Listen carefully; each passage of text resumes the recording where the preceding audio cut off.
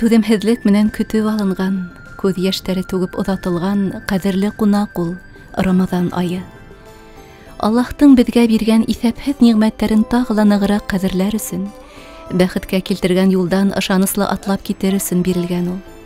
Шулай уҡ Раббыбыҙға яҡынайыу, һыйыныу өсөн ҙур мөмкинлектәр асҡан мөбәрәк ай. Рамаҙан йөрәктәрҙе ялмаған хафа борсолоуҙарыбыҙҙы һыпырып ала, иманыбыҙҙы ҡеүәтләй. Я Раббым, быйыл да һәммәбеҙгә лә изге айҙы лайыҡлы үткәрергә насип ит.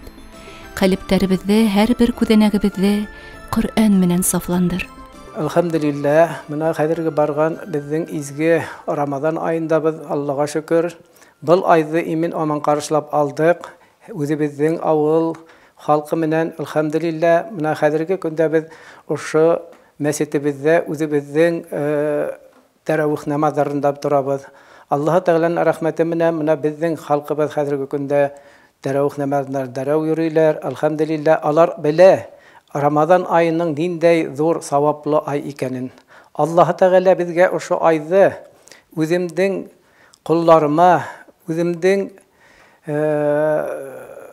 өммәтләремә тип бирелгән ай бит инде. Ошо айҙа һәр кеше үҙенең алда ҡылған гонаһтарына үкенеп, намаҙҙарҙа булып, Аллаһ Тәғәләләрҙә ғибәдәтләрҙә булып, үҙләренең савап алырға бик ынтылып торалар. Был айҙа беҙ бер генә изге ғәмәл ҡылһаҡ, ул беҙгә икеләтә Аллаһ Тәғәлә бирмен ти. Шуның өсөн кемдәр аңлай икән, кемдәр Аллаһ Тәғәләне ярата икән, һәммәһе лә ошо изге Рамаҙан айында тик ғибәдәттәрҙә булып, Аллаһ Тәғәләгә зикр әйтеп, пәғәмбәребеҙгә салауаттар әйтеп, төннәрен, көннәрен үткәрһә, бигерәк тә изге ғәмәлләрҙә яҙылған булыр инек, Алла бирһа.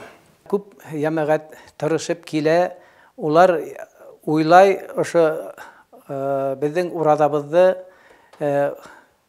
еңел генә тип уйлайлар. Ураҙаға баша башлаһалар, ипләп кенә тайыу яғын ҡарайлар. Сөнки был ураҙа тотоуҙың сауабының күплеген беләләр, сабырлыҡлары етмәй.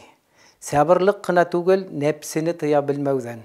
Әгәр ҙә кемдең иманы көслө икән, нәпсеһен тыя икән, улар һис шикһеҙ Рамаҙан айын ураҙаларҙа үткәрәләр.